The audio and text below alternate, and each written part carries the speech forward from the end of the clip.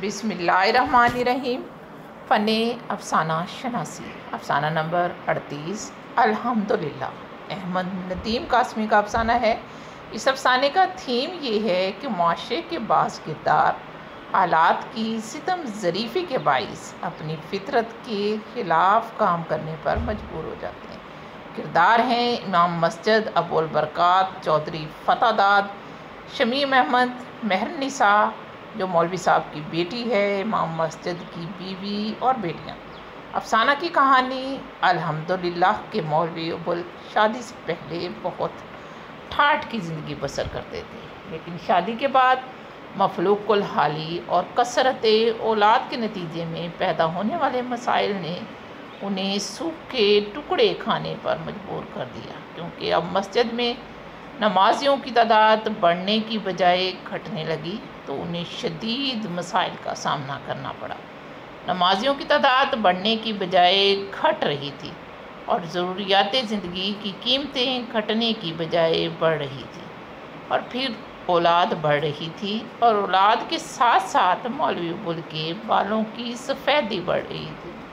ادھر مہرنسا نے 14ویں سال میں قدم رکھا، ادھر مولوی ابول کی یہ حالت ہو گئی کہ رکوع میں گیا تو اٹھنے کا نام نہیں، سجدے میں پڑا ہے تو بس پڑا ہے۔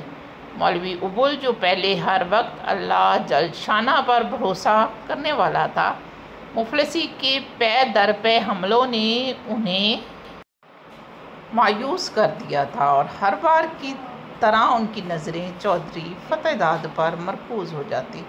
چودھری ہر مشکل گھڑی میں ان کی مدد کرتا، یہاں تک کہ بیٹی کی بیاہ میں بھی ان کی امداد ناقابل فراموش تھی۔ چودھری فتح داد بولا، اب جلدی سے شادی کی تاریخ بھی طے کر لیجیے۔ شمیم احمد اچھا لڑکا ہے، شمیم احمد کو میں نے ہی آپ کی خدمت میں بھیجا تھا۔ رسم و رواج کے مطابق اس کی ماں آپ کے گھر میں آتی، مگر بڑھیا سٹھیا گئی ہے۔ کوئی بات اس کی مرضی کے خلاف ہو تو 7 پشتیں قوم ڈالتی ہے، تم ڈالتی ہے۔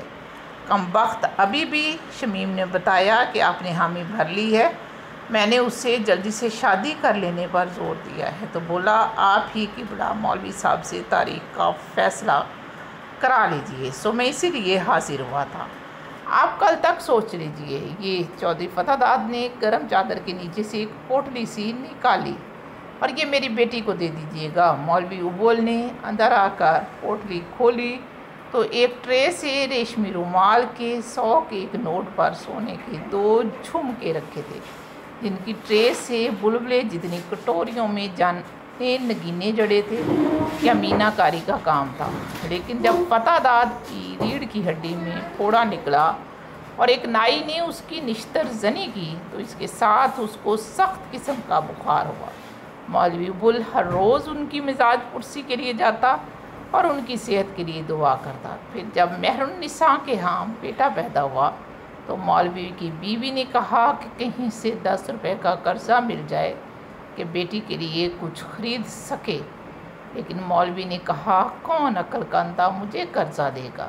اور جب وہ باہر نکلتا ہے اور اسے چودھری کے مرنے کی خبر ملتی ہے تو چند لمحوں کے بعد بھاگتا وہ اندر آیا اور چلایا، پیسوں کا بندوبست ہو چکا ہے۔ مولوی ابول اسی بجتے ہوئے لہجے میں چلایا، مبارک ہو عارف کی ماں، تم نواسے کے چولے کو رو رہی تھی، اللہ جل شانہ نے چولے، چنی اور ٹوپی تک کا انتظام فرما دیا۔ جنازے پر کچھ نہیں تو 20 روپے ضرور ملیں گے، ابھی کچھ دیر میں جنازہ اٹھے گا۔